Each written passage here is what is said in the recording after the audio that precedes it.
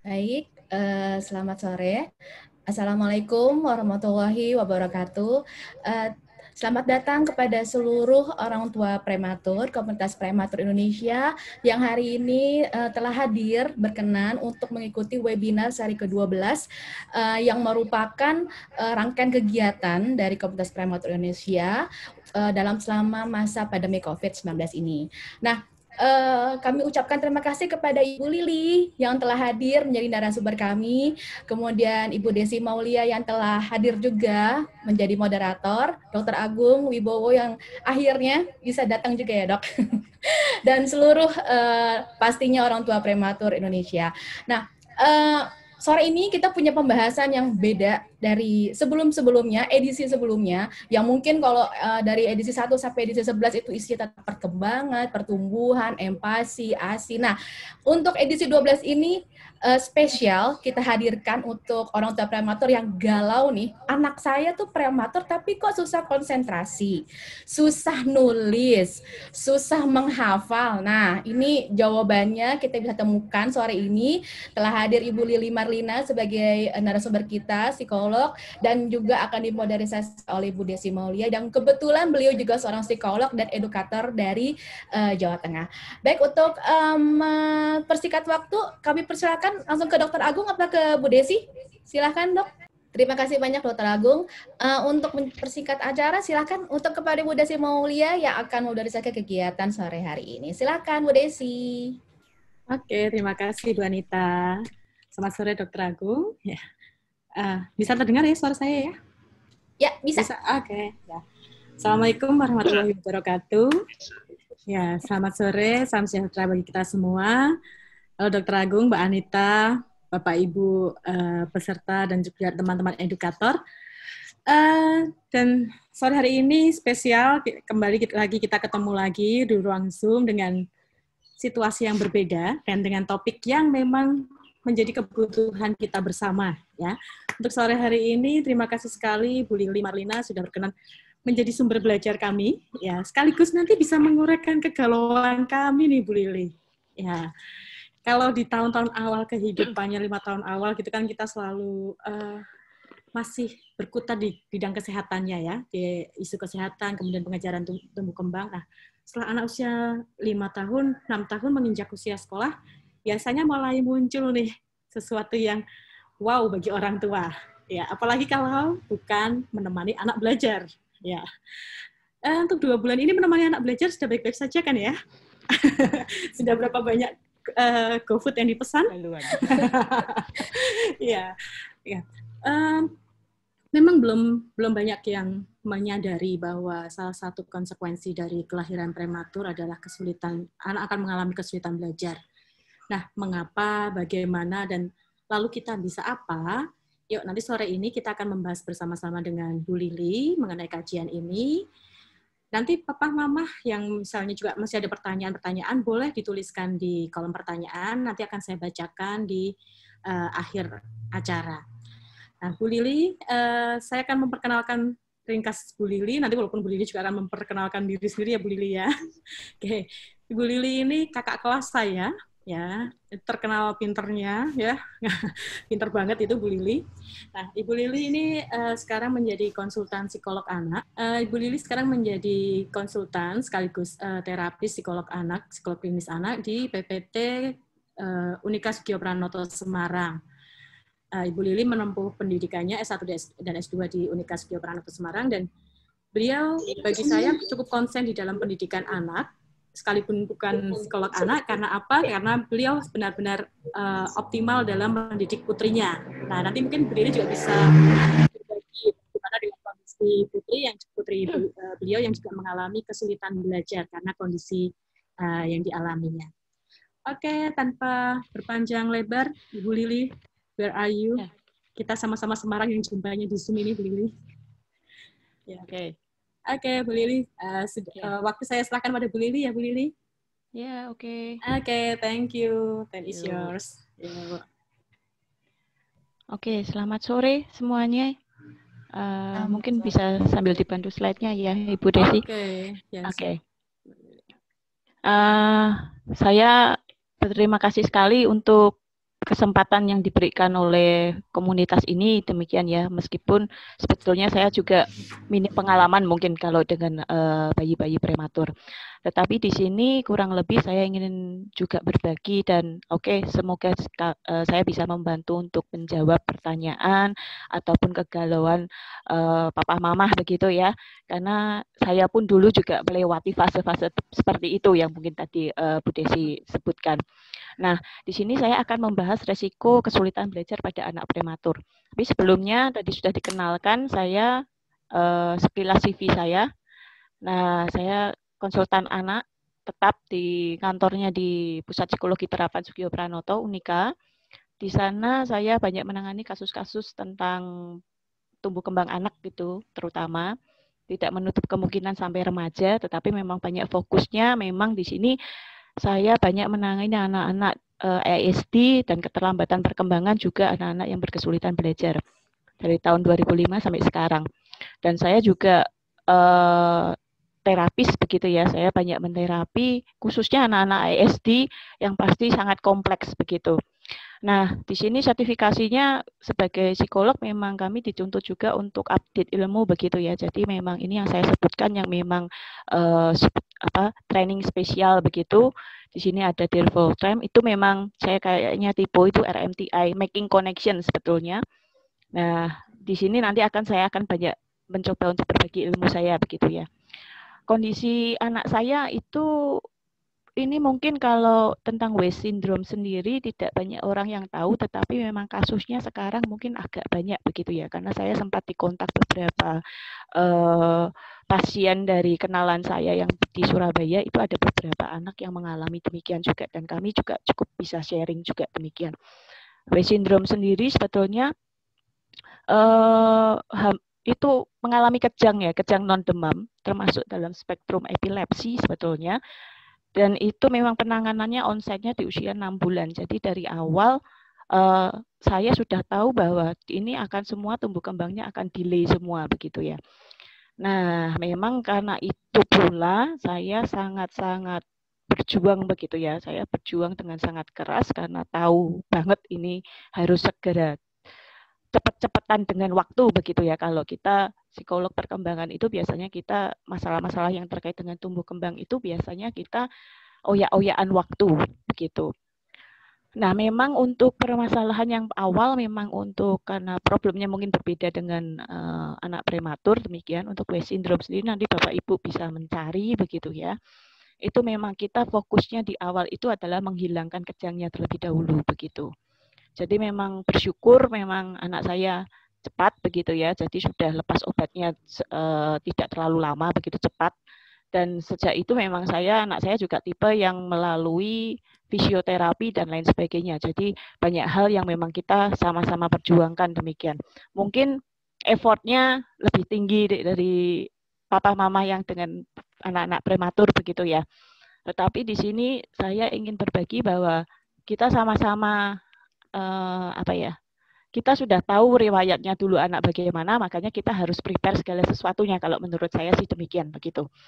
Nah, saya tidak akan panjang lebar tentang ini, tetapi kondisi anak saya sekarang ini memang usia 10 tahun, problem kesulitan belajar yang dia alami lebih ke pemahaman bacaan, terus dalam mendengar, jadi kalau dia dengar orang cerita, begitu menjelaskan sesuatu, biar mengendap dulu, terus kita harus konfirmasi ulang, di-input ulang, diulang lagi gitu. Nah, kebetulan anak saya visual banget, jadi ini yang mungkin kayaknya perlu Bapak Ibu juga ketahui bahwa masing-masing anak beda-beda begitu ya. Nah, di sini saya menyebutkan bahwa saya meyakini bahwa Tuhan itu kan pasti menciptakan ciptaannya itu adalah sempurna gitu ya, nggak ada produk gagal gitu ya dalam ciptaan Tuhan. Karena itu kita perlu meyakini juga bahwa anak-anak ini ya sangat spesial. Ya, jadi di sini saya menyebutkan bahwa saya meyakini bahwa tidak ada satupun ciptaan Tuhan yang gagal, semua ciptaannya adalah sempurna. Jadi mengapa kita berkecil hati, Bapak Ibu? Justru anak-anak ini istimewa karena memang membuat kita banyak belajar dan menjadi orang yang juga istimewa. Dengan anak-anak ini sebetulnya kita sangat-sangat belajar banyak. Kalau saya bilang kita justru belajar banyak dari anak-anak ini, betul. Jadi di sini anak ini berjuang dengan keras lah. Kenapa kok kita putus asa begitu? Jadi kita pun harus berjuang. Kita sama-sama berjuang banget gitu, berjuang bareng. Kalau itu prinsip yang saya anut sih seperti itu. Demikian. Oke, sekarang kita masuk.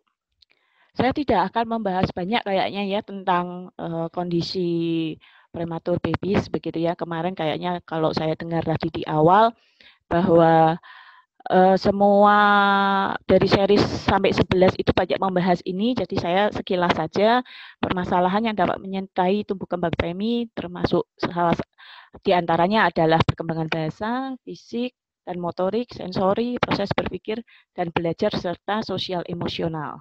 Oke, nah di sini perkembangan bahasa dulu nih.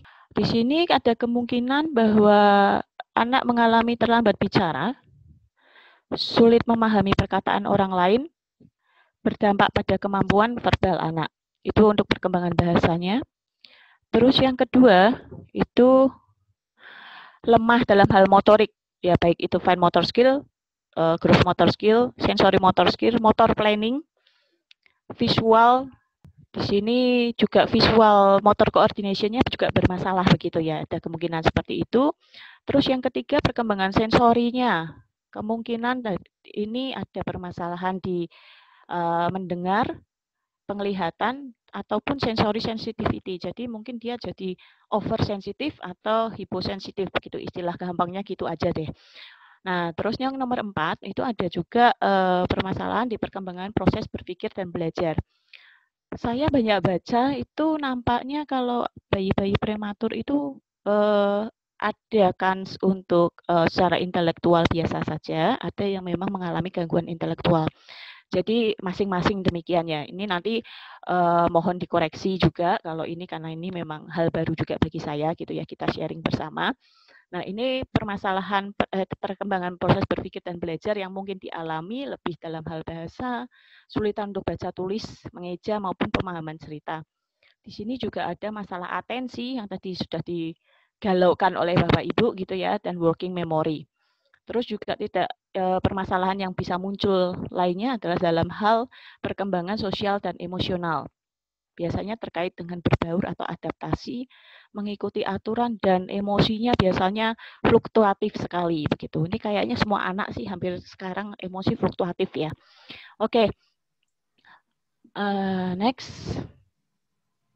Nah, ini piramida ini, Bapak Ibu, ini piramida yang sudah cukup awam, cukup umum gitu ya, bagi yang sudah sering lihat mungkin wah ini lagi begitu ya. Di sini kalau yang bagi belum pernah melihat, baru pertama kali melihat, bisa dicermati bahwa di sini piramidanya itu yang pertama di barisan paling biru itu, di kotak biru itu area sensori semua Bapak Ibu. Jadi kalau kita mengharapkan anak ini nih di yang kuning ada auditory language skills, terus visual, atensi, terus yang terakhir yang paling merah itu academic learning. Di situ ada academic learning, daily living activity, sama behavior.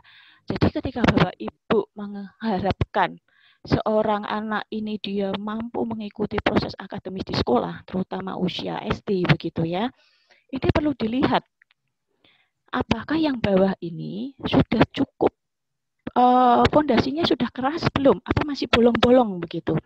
Karena bisa diketahui di sini kalau kognitif inteleknya itu area yang paling atas. Bayangkan ketika memang area sensorinya atau area yang hijau atau yang di kuning itu masih bolong-bolong, nah itu anak akan sangat struggle dan itu gampang jatuh. Jadi gampang jatuh itu kayak bangunan rumah itu rumahnya bisa roboh ya Bapak Ibu. Jadi ini perlu diketahui bahwa oh sebentar nih, anak ini itu tuh kok nggak bisa kayak gini tuh kenapa ya? Oh jangan-jangan nih, apanya dulu nih? Jadi prinsip paling dasar adalah kita lihat dulu nih, basicnya, fondasinya. Apakah memang ada yang error apa enggak? Error tanda petik ya Bapak Ibu ya. Atau ada yang miss di sini atau apa? Jadi jangan cuma permukaannya aja. Jadi misalnya ada banyak orang yang nggak tahu juga, oke, dia misalnya nulisnya kok nggak bisa ini ya, nggak bisa cepat itu apa, wah kasih nulis terus gitu ya, nulis terus gitu ya. Nah ini jangan-jangan nih masalahnya bukan di itunya, apanya nih? Jangan-jangan yang paling dasar gitu loh. Jadi ketika kalau kita nggak apa istilahnya nggak lihat nih core problemnya apa, masalah intinya apa sih, gitu. Kadang-kadang akhirnya kita menjadi kurang tepat. Jadi di situ saya pikir inilah kita sesi hari ini saya mau uplek-uplek dikit gitu ya tentang dasar-dasarnya ini. Gimana begitu ya. Jadi jangan lihatnya jangan langsung merahnya aja nih Bapak Ibu. Itu pesan saya gitu ya. Paling menarik soalnya ini Bu Liwi. Itu tahap paling akhir demikiannya, paling ujung itu atapnya gitu ya. Jadi itu bisa stres semuanya gitu. Jadi itu dampaknya akan sangat besar begitu. Nah, ini yang sudah orang banyak tahu Bapak Ibu. Nah, kalau hari ini Bapak Ibu belum tahu, berarti nanti taunya double. Ya, semoga saja bisa tidak bikin pusing gitu ya. Saya berusaha dengan bahasa yang paling awam begitu. Nah, di sini ini piramida yang paling dasar. Ini paling bawah itu adalah area sensori itu biru ya Bapak Ibu ya. Biru itu sensori. Jadi sensori yang biasanya paling sering diuplek-uplek itu ada beberapa saja, tapi nanti istilahnya bingung ya. Nah, saya tak turun dulu aja. Nah, ini perlu dicermati di area yang hijau itu ada reflex maturation. Kenapa ya kok ada reflex maturation? Ada nongol di situ gitu.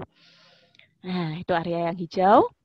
Di atasnya awareness. Jadi ada body sim, reflex maturation, ability to screen input, postural security, awareness of the sides of the body, motor planning. Fungsinya apa ini? Nah, itu fungsinya besar banget loh. Nah, saat ini selain karena itu ada reflex maturation, ternyata di bawah area piramida yang biru itu, yang bagian biru sensori, ada yang namanya refleks. Nah, sekarang Bu Desi coba masuk ke refleksnya. Iya, ini dia. Ini kalau ibu-ibu mungkin papa mungkin nggak tahu ya kalau ini ya, tapi kalau ibu-ibu pasti tahu lah. Ada nggak nih bayi-bayi anak-anak ibu, anak-anak yang kita asuh begitu ya? Ini tumbuh kembangnya itu melalui ini semua nggak? Namanya primitive reflex. Nah, primitive reflex ini biasanya ini akan mencapai kematangan atau terintegrasi itu sampai 12 bulan. Jadi sampai 1 tahun begitu ya. Fungsinya apa sih primitive reflex itu? Untuk membantu bayi bertahan hidup dan tumbuh berkembang. Jadi namanya aja primitif gitu ya. Jadi ini dasar banget yang terbentuk kalau kita bicara teorinya itu panjang dan lama ya Bapak Ibu. Tapi intinya primitive reflex ini terbentuk sejak anak-anak itu dalam kandungan begitu ya. Makanya kalau ini ada dokter-dokter yang di sini itu teori perkembangan paling baru itu 1000 hari pertama kehidupan begitu. Mungkin lain kali bisa dibahas ya Bu Desi.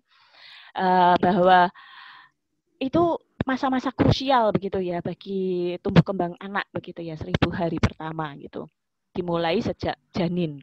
Nah, paling kiri itu yang pasti Bapak Ibu ingat kalau bayi kalau dipegang ujung pipinya itu pasti akan noleh gitu ya, mencari gitu ya. Nah, ini refleks apa ini? Sucking ya, untuk nyusu gitu ya. Nah, terus yang sebelahnya itu kalau dikasih telunjuk, dikasih apa benda gitu dia akan genggam. Ini refleks menggenggam. Begitu. Nah, sebelahnya lagi saya dari atas aja daripada bingung gitu. Sebelahnya lagi itu ini posisi ongkong-ongkong gitu ya. Ingat enggak ini pas posisi ongkong-ongkong gitu ya. Nah, itu ini namanya refleksnya STNR gitu ya. Nah, nanti bingung ini. STNR, kalau yang bawahnya yang sucking itu ATNR. Jadi ATNR itu gerakan kayak orang manah.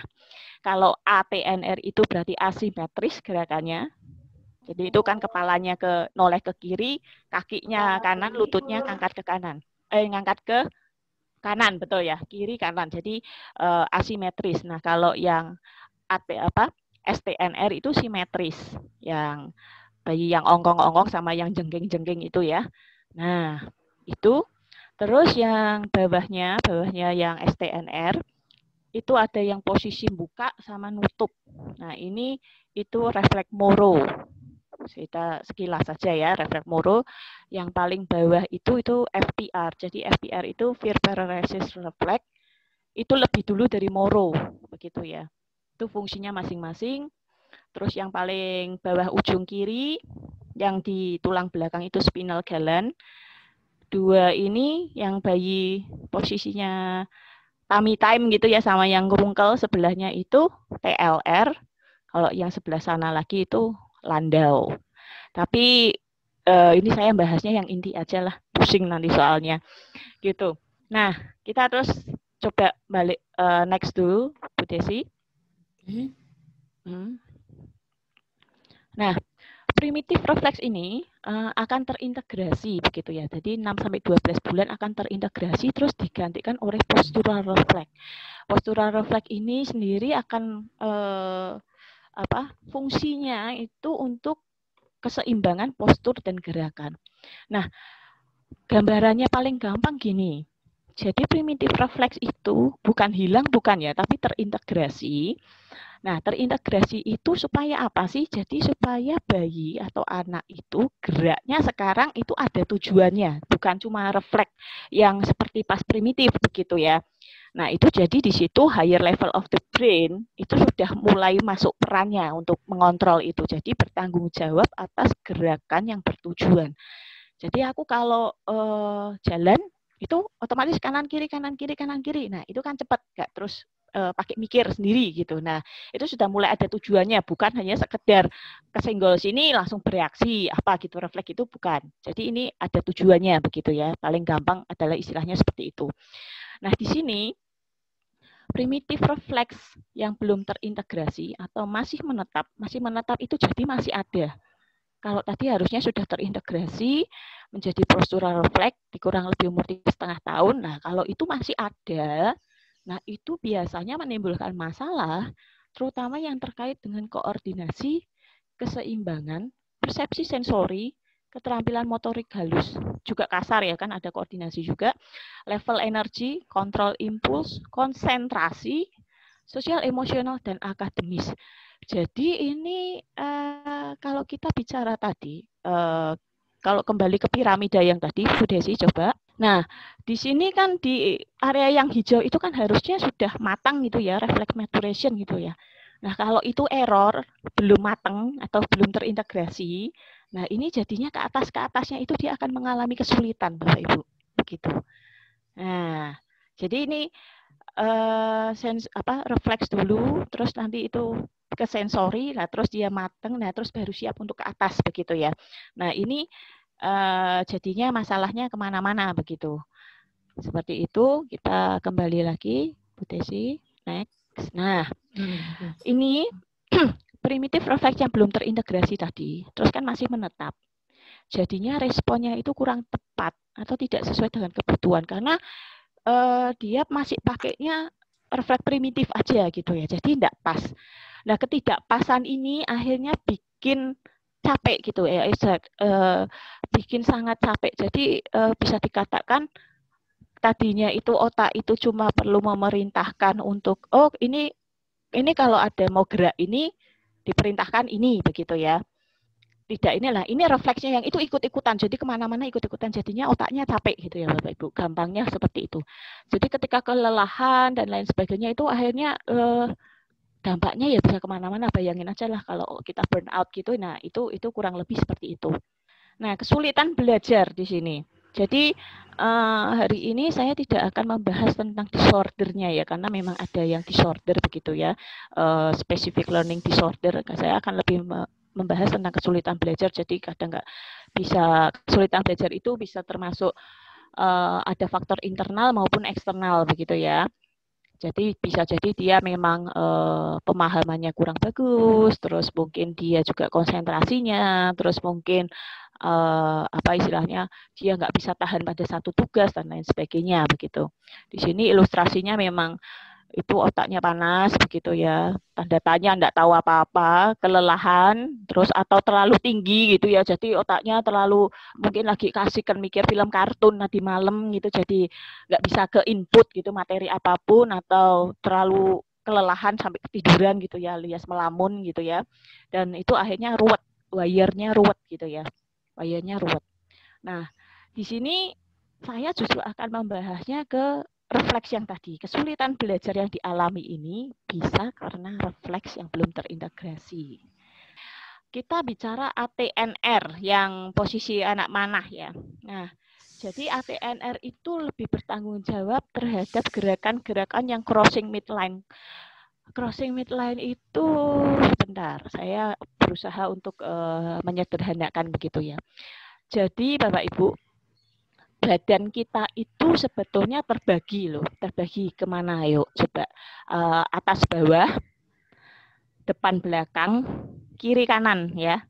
Nah, crossing midline itu berarti gerakan yang crossing melewati garis tengah begitu ya. Jadi kalau anak-anak yang dia refleks ATNR-nya ini masih aktif begitu ya, atau masih tertinggal, itu biasanya untuk gerakan-gerakan crossing midline itu kesulitan. Jadi kayak gerakan senam itu kesulitan, terus mungkin dia juga keseimbangannya jelek, terus kalau posisi duduknya juga ini mungkin Bapak Ibu pernah melihat atau mencermati gitu ya anaknya sendiri begitu. Ada tipe anak yang dia kalau duduk di kursi itu kakinya gantung itu Bapak Ibu. Gantung terus masuk ke kaki-kaki kursinya gitu loh. Jadi apa istilahnya? Nyantol gitu ya. Nah, ini bisa jadi salah satu ciri begitu ya. Dan ATNR ini juga tanda petik sumber dari segala kesulitan belajar gitu, karena dia jadi konsentrasinya kurang, nggak bisa untuk apa istilahnya multitasking gitu ya. Jadi kalau dia lagi ini dengar apa gitu dia meleng dan lain sebagainya, untuk konsentrasinya itu jadi error lah gitu. Otomatis untuk membaca, menulis dan lain sebagainya itu pun juga terkendala begitu. Jadi ini agak susah gitu ya, karena kalau ini masih aktif begitu atau masih menetap belum terintegrasi, ini biasanya dia juga memiliki masalah di bidang-bidang kesulitan belajar seperti itu. Nah, itu ATNR. Terus kalau STNR, nah STNR ini yang ongkong-ongkong itu leher itu kan ada yang bisa ke atas ke bawah begitu ya. Kira-kira nih Bapak Ibu, kalau anak usia sekolah, usia SD, ini fungsinya apa ya? Kira-kira kalau ininya masih belum beres gitu ya, masih belum terintegrasi, problemnya di apa? Jadi problemnya kalau harus melihat tulisan di papan tulis, Bu Lili. Iya, betul. Kemudian nulisin lagi, menyalin tulisan. Itu sangat butuh effort tinggi gitu ya, naik turun lupa sampai mana begitu ya. Biasanya terus anak jadi nulisnya apa? Ketinggalan atau ada kata-kata yang hilang dan lain sebagainya begitu. Itu STNR itu efeknya. Terus postur dia juga jelek. Kalau duduk pun biasanya kadang seringannya melorot begitu ya. Ada sandarannya lama-lama melorot gitu ya. Aduh, nah itu tanda-tanda juga. Baca kadang-kadang ke-skip gitu ya, ke-skip lompat-lompat gitu. Ini ke sini, alinya ke sini, ini bablas ke sini, terus nanti balik lagi ke atas dan lain sebagainya. Gitu. Terus kadang-kadang lemes gitu, kalau nulis gitu ya nempel di meja begitu. Clumsy itu juga STNR begitu ya. Nah, terus kalau yang tami-tami itu TLR itu dia lebih pada kontrol kepala, dan jadi intinya adalah kepalanya itu bisa mempertahankan kepalanya itu di tengah gitu ya, tetap di tengah. Yang itu. Ini jadi kalau kemana-mana gitu, kalau kita duduk di bola gym besar itu, nah kita kalau pinggangnya ke kiri gitu, kepalanya ya enggak ikut ke kiri gitu ya. Jadi dia tetap bisa di center. Itu memang kuncinya untuk keseimbangan gitu ya, keseimbangan dan postural. Tapi memang kalau ininya masih belum terintegrasi, jadinya pada anak-anak itu kadang-kadang ini bungkuk gitu ya, anak-anak yang dia bungkuk ke depan atau kebalikannya, karena dia bisa bungkuk seperti ini atau extend gitu ya. Jadi ototnya bisa lemah atau terlalu tense, tegang. Jadi hawanya tegang terus pokoknya kalau itu kelihatan banget anak yang lemesan, jadi kayak seakan-akan tidak ada tulangnya begitu ya. Atau kebalikannya dia anak yang terlalu alert, jadi tegang, terus badannya tegang semua, gampang capek. Efeknya adalah gampang capek gitu ya. Terus kalau duduk W position, jadi TLR sama STNR itu anak sekarang agak banyak ya yang duduknya W gitu ya. Dulu anak saya juga iya kok. Gitu. Jadi PR-nya masih banyak begitu ya. Terus biasanya kalau yang TLR-nya jelek juga biasanya takut dengan keseimbangan begitu, takut dengan ketinggian. Jadi naik turun tangga apa-apa itu bisa sangat-sangat waduh kayak gimana gitu. Itu pada anak saya itu ini sudah 10 tahun itu masih kuat gitu ya. Jadi ini PR-nya adalah mengintegrasikan TLR begitu.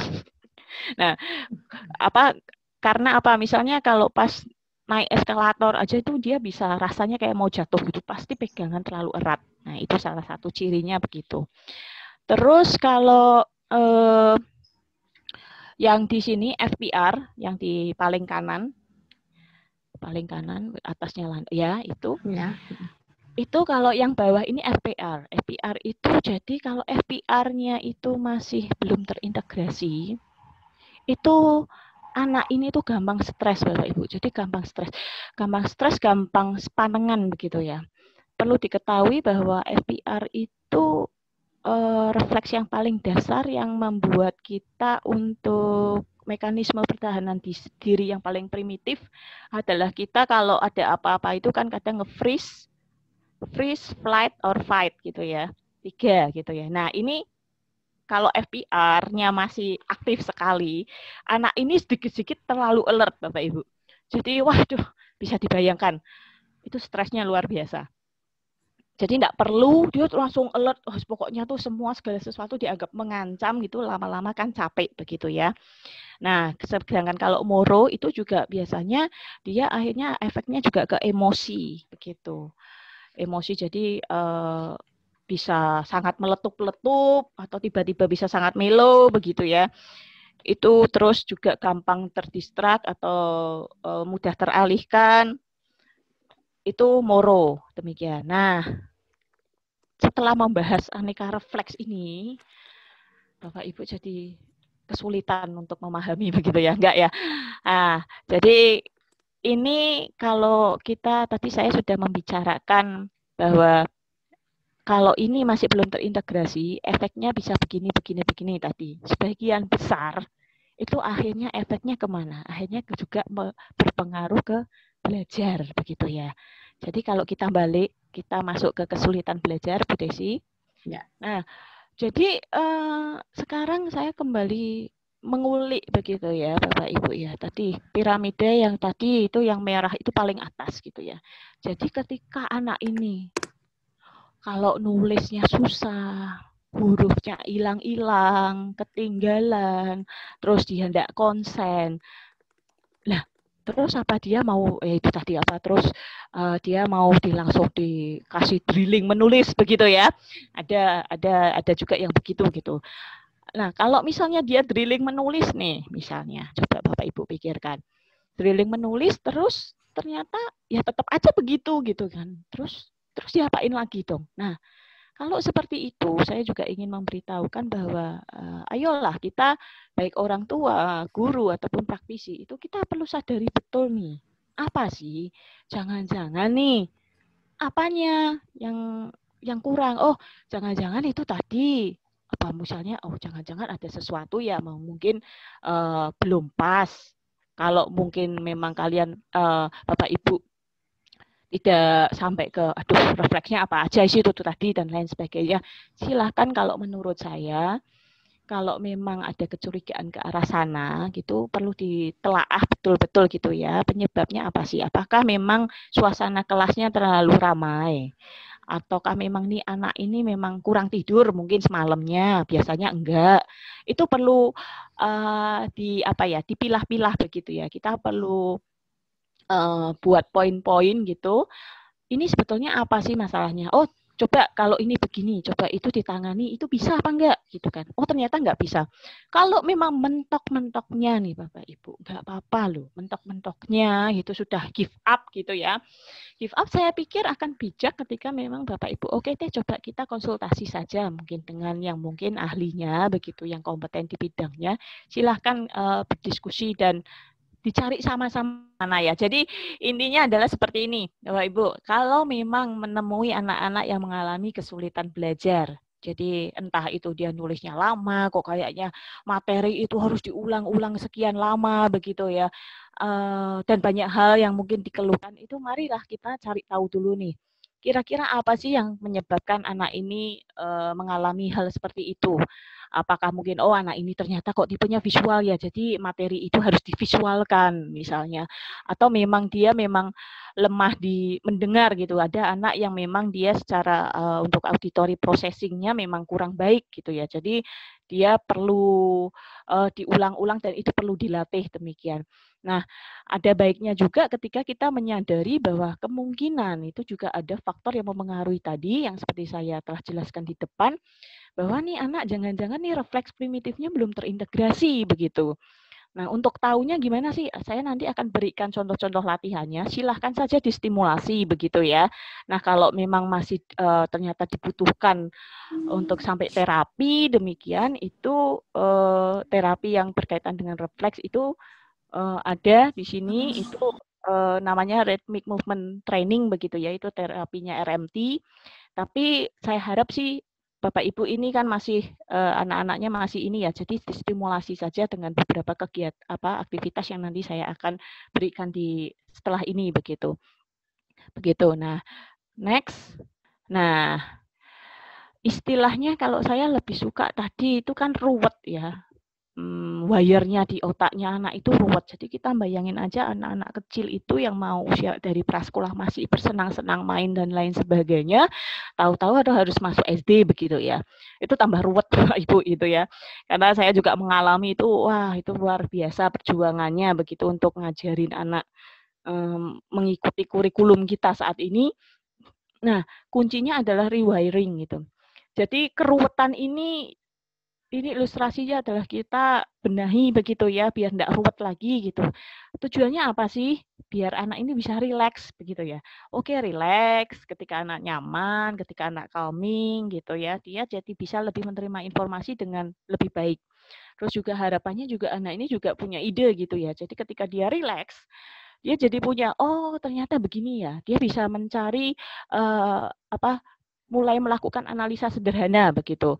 Dan dia akhirnya menjadi siap untuk belajar gitu, karena belajar itu tidak hanya melulu worksheet ya Bapak Ibu.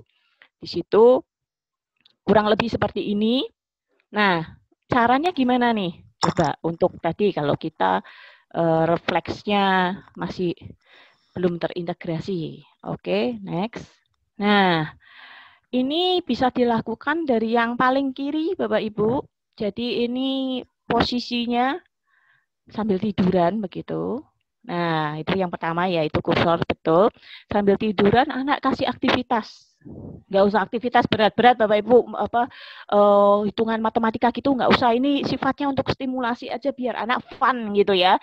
Anak fun ya cobalah entah itu cuma memasang puzzle sambil posisi begitu, itu yang paling atas, perempuan yang tiduran gitu, tangannya sikunya seperti ini, jadi beraktivitas dengan cara seperti itu. Terus setelah itu, kita main, ini terkenal dengan pose Superman atau Superwoman begitu ya. Jadi posisinya adalah seperti yang kedua, posisi perut. Jadi kayak pesawat terbang, itu yang kedua. Jadi Superman begitu ya. Itu bisa dilakukan. Habis itu dibalik. Nah, posisi yang fleksi. Jadi fleksi itu nekuk ke dalam. Begitu ya. Ini bisa sambil aktivitas juga Bapak Ibu. Jadi kalau yang tadi mungkin yang paling awal itu bisa sambil ngapain gitu ya, aktivitasnya masing-masing bisa disesuaikan. Saya akan memberi contoh saja. Kalau yang prone extension itu yang dia sambil posisi Superman itu kita main aja, ayo coba tahan, wah kita main jadi Superman gitu ya, terbang, dihitung aja sampai berapa itu karena itu berat. Jadi kalau Bapak Ibu melakukan ini juga olahraga gitu ya.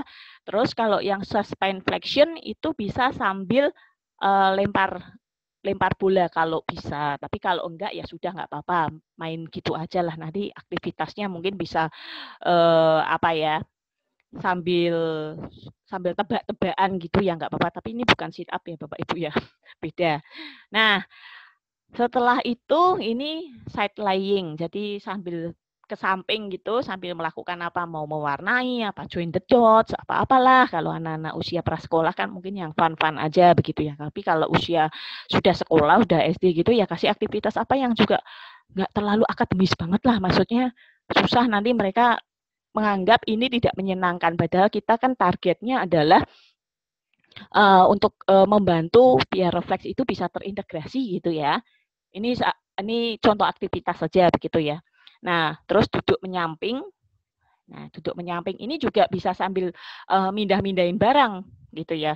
Jadi dari kiri ke kanan, kanan ke kiri, udah gitu seperti itu. Aktivitas seperti itu menyenangkan. Terus long leg sitting ini kakinya ke depan, ini bisa sambil lempar tangkap bola Bapak Ibu. Kalau mau. Nah, kalau enggak mau, saya kadang sama anak saya juga ini apa kita sama-sama long leg sitting, terus kita saling mendorong bola gitu, bolanya agak besar ya, jadi dorong bolak-balik seperti itu.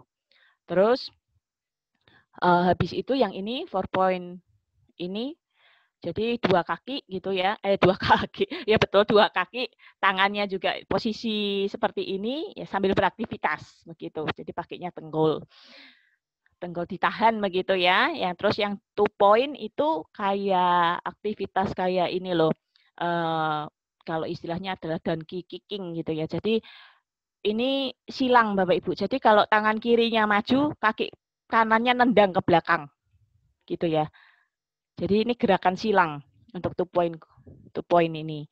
Terus yang bawahnya itu sambil berlutut, 2 kaki sambil berlutut ya, aktivitas di tembok. Terus yang satunya gantian dengan 1 lutut. Gitu. Terus juga posisi squat, dari squat terus ke standing. Jadi squat tuh jongkok, habis itu berdiri. Nah, perlu diketahui di sini, ini kenapa saya kelompokkan? Karena memang di sini di tulisan paling ujung saya menyebutkan bahwa static position dan transition. Jadi yang paling penting adalah ketika anak di posisi itu, dia harus tetap seperti itu untuk selama beberapa saat begitu ya. Dan terus setelah misalnya posisi yang prone tadi, yang pertama, habis itu dia posisi menjadi pesawat terbang itu transisinya harus smooth. Jadi enggak terus cepat-cepat atau cepat-cepat terlalu kasar. Jadi dari itu terus sempat berdiri terus langsung ke ini prone extension jadi Superman itu enggak, karena ini posisinya kan dia sudah lay down begitu ya yang prone. Nah terus dia transisi untuk ke yang sampai suspend flexion itu tuh dibuat agar tetap smooth. Begitupun juga yang side lying, terus yang berikutnya dan berikutnya. Jadi bertahan seperti itu selama beberapa saat untuk beraktivitas, terus juga transisinya juga smooth begitu. Nah, seperti itu. Makanya aktivitasnya jangan ngerjain PR lah kayak gini. Nanti lelah begitu ya. Oke. Next. Sudah selesai kayaknya ya. Oke. Nah, di sini ini proses belajar itu sayangnya di sini memang lebih baik, semoga saja pendidikan kita menjadi lebih baik lagi begitu ya. Ini ada aktivitas yang ada di luar, ini bisa diketahui juga ada yang dia posisinya dia sambil berdiri begitu ya. Jadi belajar itu bisa di mana saja sih Bapak Ibu, itu nggak cuma melulu anak itu harus duduk diam dan mengerjakan soal begitu ya. Saya pikir itu yang perlu kita pahami begitu. Sudah kayaknya sudah selesai pemaparan dari saya. Ini ada beberapa referensi yang mungkin bisa Bapak Ibu baca begitu ya. Ini sebagian besar tentang primitive reflex begitu dan dampaknya ke perkembangan anak-anak demikian. Begitu. Oke. Terima kasih. Kenapa saya akhirnya mengangkat topik ini karena memang saya pikir bayi prematur juga memiliki banyak risiko begitu ya. Nah, salah satunya kemungkinan kehambatan mereka dalam proses belajar dapat dikarenakan belum terintegrasinya refleks dan maupun tadi piramidanya tadi dasarnya belum terlalu kuat begitu. Jadi kita perlu menyadari bahwa kita perlu menstimulasi area-area itu agar fondasinya bisa kuat begitu untuk akhirnya kita memasukkan materi pelajaran yang lebih tinggi untuk higher function-nya begitu. Terima kasih. Oke, thank you Bu Lili sudah sharing materi yang luar biasa. Aplaus Bu Lili, ya, aplaus untuk Dan baik teman-teman, kalau misalnya tadi ada kebingungan, loh kok anak saya kesulitan belajar, tapi kenapa harus kembalinya kepada dengan gerakan-gerakan sederhana, kok bukan dengan teknik belajar drilling ataupun yang lainnya yang kita bahas?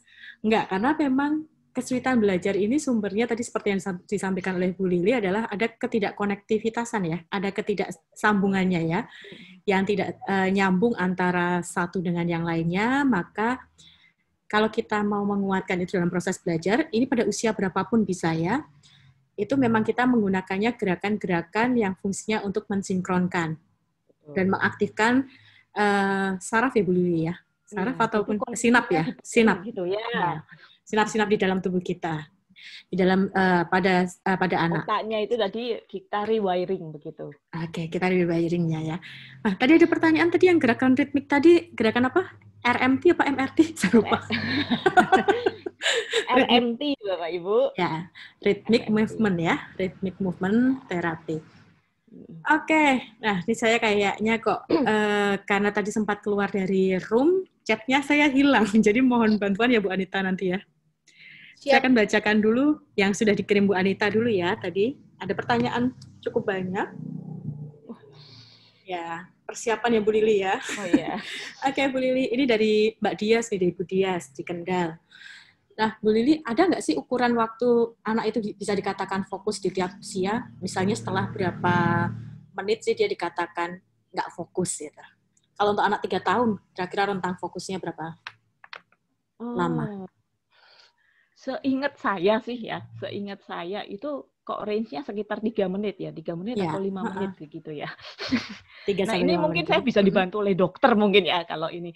Tapi sih begini sih, Bapak Ibu, kalau menurut saya kita balik lagi aja lah ke apa ininya ke diri kita sendiri gitu ya. Kita sendiri pun orang dewasa itu kan juga kalau konsentrasi juga kita nggak penuh gitu ya. Kadang-kadang kita meleng kemana, tapi kita bisa tune in lagi. Nah, itu yang nampaknya kalau menurut saya, pendapat saya, itu yang penting adalah anak itu tetap bisa tune in, back on track gitu ya. Jadi kalau misalnya dia meleng, ya nggak apa-apa sebentar, tapi dia tahu tadi sampai mana sih begitu. Karena kita kalau ngukurin menitan gitu tuh, rasanya kita sendiri pun selama Zoom ini pun saya pikir juga ada yang akhirnya pikirannya kemana, tapi kita kan tetap bisa kembali lagi menyimak begitu ya. Nah, seperti itu sih kurang lebih kalau menurut saya. Tapi memang kalau masih 3 tahun, masih ini nampaknya ya memang masih wajar lah ya kalau dia meleng-meleng gitu masih ya. Wajar lah. Gitu. Tapi patokannya tadi 3 kali 3 menit ya, usia kali 3 menit ya. Oke, ini pertanyaan dari Bu Dita di Jakarta Timur. Putranya Radit kelas 4 SD, usia 9 tahun, itu untuk pergerakannya lebih lama dibandingkan teman-temannya. Misalnya untuk memakai baju, menulis, mandi, dan lain-lain gitu ya. Tapi alhamdulillahnya daya tangkapnya cepat. Nah, pertanyaannya adalah, mohon saran Bu, bagaimana mengatasinya? Mungkin untuk mengaktifkan fisik ya kali ya. Iya. Yang dimaksudkan nah, itu ya. Kemungkinan motor planning-nya nggak bagus itu. Ya. Kalau untuk mengancingkan baju, untuk ini, karena orang mengancingin baju, terus sambil apa itu tuh motor planning gitu ya. Jadi kadang-kadang kalau motor planningnya kurang bagus, jadi dia nggak bisa mensinergikan. Oh ini mungkin dia pakai mikir dulu. Ini kalau mau ngancingkan ini seperti ini. Oh ini tangan kanan harus begini, tangan ini nggak secara otomatis demikian. Nah itu kemungkinan tadi kalau motor planning itu, nah kita ke bawah lagi. Nah kemungkinan itu tadi apa? Untuk crossing midline-nya mungkin belum bagus, terus untuk mungkin tadi untuk tracking-nya juga belum bagus dan lain sebagainya. Mungkin gerakan-gerakan yang tadi itu bisa dilakukan sih Bu, distimulasi aja kalau menurut saya. Perlu diketahui bahwa tadi gerakan tadi yang saya contohkan tadi bukan merupakan gerakan dari spesifik dari RMT begitu ya. Kalau RMTI itu gerakannya lain begitu ya, maksudnya spesifik lagi. Oke, suara Bu Lili kecil ya. Oke Bu. Nah, jadi kalau menurut saya itu perlu dilakukan aja. Jadi biar dia kemungkinan tadi yang kalau kita bicara muscle tone, jadi muscle tone kekuatan otot itu juga dapat dipengaruhi oleh refleks yang belum terintegrasi, Bu. Jadi makanya dia jadi lemot gitu ya.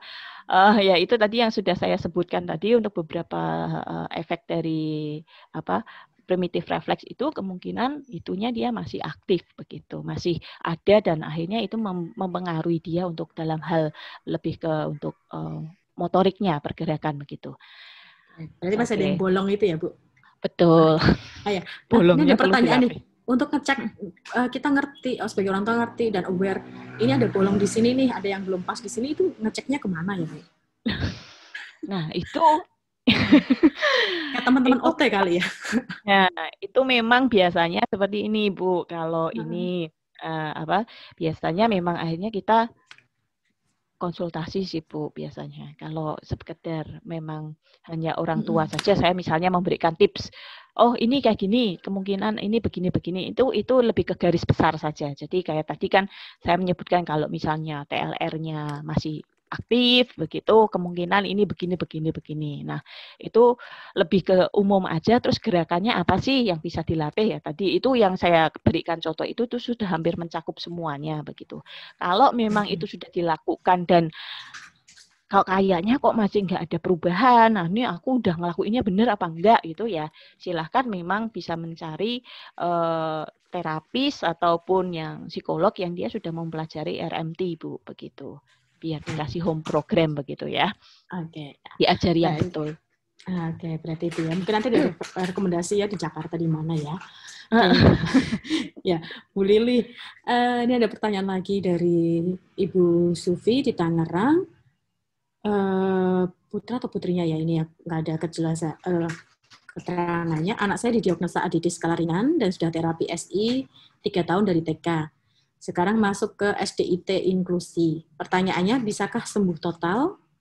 Karena kalau saya perhatikan dia bisa mengikuti pelajaran dan nilainya bagus. Hanya untuk mengaji, kalau saya yang mengajarkan terlihat kurang konsen dan kurang fokus. Namun pelajaran lain bisa. Bisa nggak itu sembuh? Ya. Begini Bu, kalau saya boleh menjelaskan begitu ya. Sembuh, jadi seperti ada banyak kalau kita bicara dalam dunia klinis anak begitu ya, itu kan memang ada disorder atau gangguan yang terkait dengan neurodevelopmental. Nah, salah satunya memang ADHD, terus ya ada banyak begitu ya. Nah, kalau kita bicara sembuh atau tidak, ya, sembuh itu kan relatif terkait dengan seperti penyakit ya, nuwun sewu. Penyakit itu maksudnya kalau kita, oh kepalaku pusing nih, tak minumin obat deh, sembuh begitu ya. Nah, ini untuk hilang atau sembuh seperti itu tampaknya agak beda konteks begitu ya, Ibu. Jadi kalau menurut saya kemungkinan kalau anak Ibu sudah seperti itu, saya pikir itu sudah jauh lebih baik ya kalau menurut saya, meskipun saya memang tidak tahu awalnya bagaimana begitu. Tapi saya pribadi dengan banyaknya kasus yang saya tangani itu kami lebih menghargai proses. Begitu ya. Jadi sekecil apapun progres itu menurut saya itu dia sudah berproses begitu ya. Jadi untuk resultnya itu tergantung progres begitu ya. Jadi saya proses itu kan dia perjuangan untuk belajar, untuk istilahnya bergumul dengan segala sesuatunya itu kan effortnya besar. Jadi saya pikir kita perlu untuk belajar menghargai proses saja, demikian Ibu. Nah, kembali lagi saya kembalikan ke Ibu. Kalau memang anaknya sudah seperti itu, nah sebagai orang tua gitu, saya tanda tanyanya begini Bu, mohon maaf begitu ya. Yang Ibu inginkan apa sih? Apakah dia memang benar-benar harus full 100% nilainya semua perfect? Ataukah memang dia nantinya dia bisa fungsional begitu ya. Saya kalau yang sudah mengenal saya biasanya cukup paham bahwa kalau saya lebih ke arah fungsional. Nantinya ini anak ini mau gimana nih begitu kan ya. Era orang tua sekarang nantinya zaman anak-anak kita akan jauh berbeda, Ibu. Jadi generasi anak-anak kita ini kemungkinan nanti generasinya zamannya sudah serba cepat dan lain sebagainya, mungkin jauh berbeda dengan kita, dan kita pun karena ada pandemi ini pun itu berubah total begitu ya, berubah banyak begitu. Nah, yang paling penting menurut saya adalah ketika kondisi seperti ini gitu, Ibu lebih fokus ke ayo deh ini fungsional gimana biar dia ini nantinya bisa survive begitu ya. Next-nya itu bisa survive begitu, karena tidak melulu akademis saja sih kalau menurut saya Bu, ada banyak hal yang perlu Ibu ajarkan begitu, kalau menurut saya demikian begitu. Ya. Berarti memang fungsional ditata terlebih dahulu ya, baru akademik nanti akan mengikuti, karena anak lebih membutuhkan untuk survive panjang ya dengan fungsional itu. Baik, terima kasih Bu Lili. Pertanyaannya banyak sekali Bu Lili. Oke. Ya, dari Bu Leni Irawati Sihombing dari Medan. Wah, ini se-Indonesia benar ini ya, Bu. Ya. Oke, nah putranya Lukas 4,5 tahun belum sekolah. Nah, bagaimana upaya kita sebagai seorang ibu yang melatih anak agar fokus dalam melakukan aktivitas? Anak saya tidak fokus untuk belajar. Pernah saya bawa anak saya konsultasi ke psikolog, dapat hasil bahwa motorik halusnya kurang sesuai dengan usianya. Anak saya suka melakukan hal seperti bermain sambil nonton TV. Oke. Ya, Oke, 4 tahun ya Bu. Kalau tadi motorik halus gitu kan. Tadi kalau kita bicara refleks yang paling dasar itu ada refleks menggenggam ya Bapak Ibu ya. Nah itu biasanya efeknya adalah ini. Dalam menulis itu efeknya besar Bapak Ibu. Nah itunya mungkin perlu dilatih begitu ya. Jadi latihan-latihannya mungkin juga mungkin bisa dicari demikian, atau lakukan saja aktivitas ini Bu yang tadi saya berikan tadi sambil latihan begitu ya, latihan kalau memang ini anaknya masih suka sambil nonton TV misalnya. Oke deh, ayo enggak apa-apa, kamu dengerin musik nih di TV mungkin ya, musiknya yang musik aja. Terus kamu juga latihan gerakan begitu ya. Seperti tadi. Itu sebetulnya kadang-kadang seperti ini loh Ibu. Yang namanya konsentrasi atau fokus kadang-kadang diidentifikasikan atau istilahnya. Jadi kadang-kadang itu dikenalinya. Jadi orang tuh konotasi, benar nggak nih Bu Desi? Jadi kalau anak ini tidak bisa mengerjakan tugas tertulis dari sekolah atau apapun itu jadi anak ini tidak konsentrasi begitu ya. Tetapi sebetulnya itu enggak pas juga loh, tidak kurang pas begitu ya. Dalam arti begini, kalau ini anak misalnya, dia untuk katakanlah sekarang permainan sekarang apa sih ya? Misalnya main Lego gitu ya, Lego yang kecil-kecil. Biasanya saya suka juga itu, Bapak Ibu. Misalnya kita buat satu desain gitu ya, tergantung usia anak begitu ya. Kalau itu 4 tahun berarti Legonya bukan yang kecil ya, agak besar begitu ya. Kita buat suatu pola, coba nih kamu buat tiru kayak gini. Nah, dia bisa. Nah, itu dia juga konsentrasi sebetulnya. Habis itu mungkin bisa ditingkatin juga. Ini stimulasi yang lainnya, Ibu ya. Ibu buat desain, udah tunjukin ke anaknya, dilihat ya. Udah dilihat, coba dalam waktu mungkin Ibu hitung sampai berapa, 20 detik bisa ditutupin Ibu, gitu kan. Coba kamu buat tadi seperti apa. Nah, kalau anak itu bisa, apakah itu dia gangguan konsentrasi kan? Ya enggak. Betul nggak Bu Desi? Ya, oke, ya benar. Apalagi kalau masih di usia prasekolah, ya. Betul. Jadi kalau menurut saya demikian Bu, Medan ya, yang di Medan. Untuk usia segitu, it's okay untuk melatih konsentrasinya dalam bentuk permainan Bu. Itu anak itu enggak kerasa sama sekali. Yang penting apa? Tujuannya anak bisa atensi, fokus adalah bahwa dia bisa menyelesaikan satu tugas. Kalau dia dikasih itu, dia selesai. Itu dulu aja begitu. Kalau paper enggak semua anak memang suka paper ya di usia segitu begitu. Nah, dan begitu. Enggak pas usianya ya. Betul. Jadi kalau pengalaman sendiri Bu Leni untuk anak di bawah 4,5 tahun ya, 4,5 tahun ke bawah 5 tahun gitu. Kalau untuk fokus supaya lebih bagus fokusnya, kalau apa yang pernah saya lakukan sih Bu Lili, karena anak saya itu usia 1 tahun sudah kelihatan gangguan rentang konsentrasinya nggak good gitu ya. Nah, ini kita sebagai orang tua bisa menstimulasinya dengan cara, yuk lakukan aktivitas dengan tunggal. Jadi kalau lihat TV saja dengan menyanyi kan sudah. Jadi kemudian kalau kemudian beraktivitas, fokus ke beraktivitasnya. Kemudian ketika memang kita bicara ya mata ke mata, eye contact-nya ada. Nah, jadi memang kurang stimulus yang mengganggu lingkungan sekitar. Jadi ketika ambil permain, ya ambil alat permainan pun terbatas, nggak semuanya disebar di depannya, bubar pastinya. Betul. Tapi kayaknya sekilas saya baca ada. Jadi membedakannya gimana nih? Apa dia kalau dia nggak suka atau nggak fokus? Sebetulnya kalau nggak suka itu kan kelihatan ya Bu ya. Saya jadi bingung nih menjelaskannya. Jadi bukan passion. Kadang-kadang begini Bu. Ada anak tertentu yang dia itu sebetulnya itu bukannya nggak suka atau bukan passion, itu enggak. Jadi seperti ini, bahasanya belepotan. Jadi gini, belum tentu anak itu menolak saat ini karena dia tuh nggak suka, benar-benar bukan passionnya, belum tentu.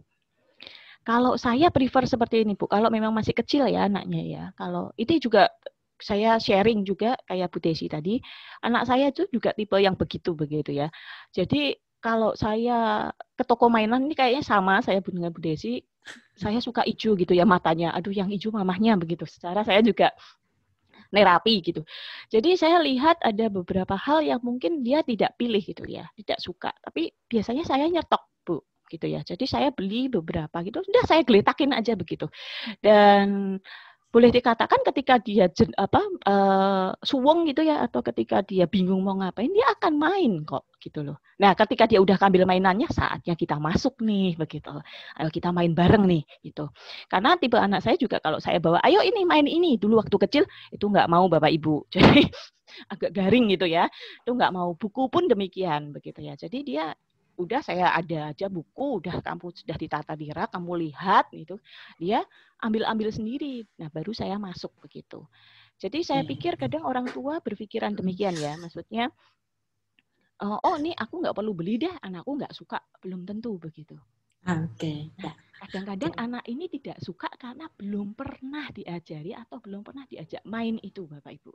Oke. Itu catatan pentingnya ya Bu Lili ya. Betul.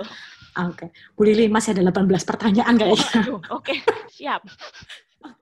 Nah, ini ada pertanyaan dari Bu Emma Elvira di Bogor. Apakah masalah yang timbul pada anak terlahir prematur itu termasuk kasuistik atau terjadi pada semua anak prematur? Literally, ya.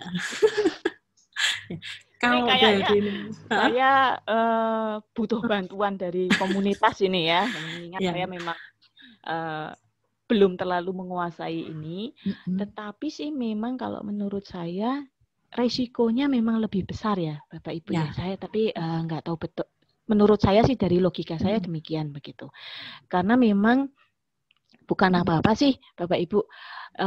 Beberapa klien saya yang mengalami permasalahan demikian pun itu lahirnya itu cukup bulan Bapak Ibu. Jadi istilahnya begini, cukup bulan aja bisa aja dia mengalami masalah, apalagi anak prematur yang mungkin dia ada beberapa hal yang memang harus kejar tayang gitu ya. Kalau saya dengar dari Bu Desi itu kan awalnya memang fokus ke kesehatan dan lain sebagainya, itu kan jadi perjuangannya itu lebih besar Bapak Ibu, perjuangan anak bayi prematur itu lebih besar begitu. Jadi kalau menurut saya sih ada baiknya memang kalau misalnya saya udah memberikan informasi, berbagi informasi, terus ada aktivitas yang bisa dilakukan, lakukan aja, stimulasi aja, toh enggak ada salahnya begitu. Kalau menurut saya sih demikian begitu. Ya. Nah, ini kalau dari referensi ilmiah ini apakah terjadi pada semua anak prematur? Ya, ada karena memang berkaitan dengan yang belum matang ya, tapi tetap dipengaruhi oleh usia kelahirannya itu di kehamilan berapa minggunya, kemudian juga kondisi penyertanya ada apa enggak itu juga berpengaruh ternyata. Tapi ada tipe yang hampir sama. Oke, kita lanjut ke Bu Wiwit dari Bulungan Kaltara, Kalimantan Utara nih ya. Oke, nah putrinya itu kembar 20 bulan. Usianya 20 bulan, kembar prematur, di usianya sekarang baru 2 kata yang jelas. Usia 20 bulan, 2 kata. Oke. Nah, saya kesulitan untuk menstimulasi bicara karena keduanya tidak fokus. Apakah ini masih wajar dalam pandangan psikologinya, mengingat terbatasnya akses pelayanan wicara? Kemudian pertanyaannya banyak ini.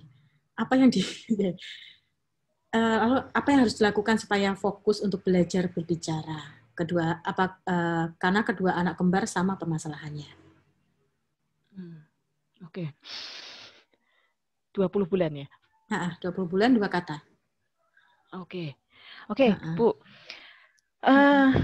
Wah, ini saya pikir istimewa sekali ya, Ibu punya 2 anak kembar begitu ya. Jadi Ibu pasti orang yang istimewa yang dipilih Tuhan begitu ya.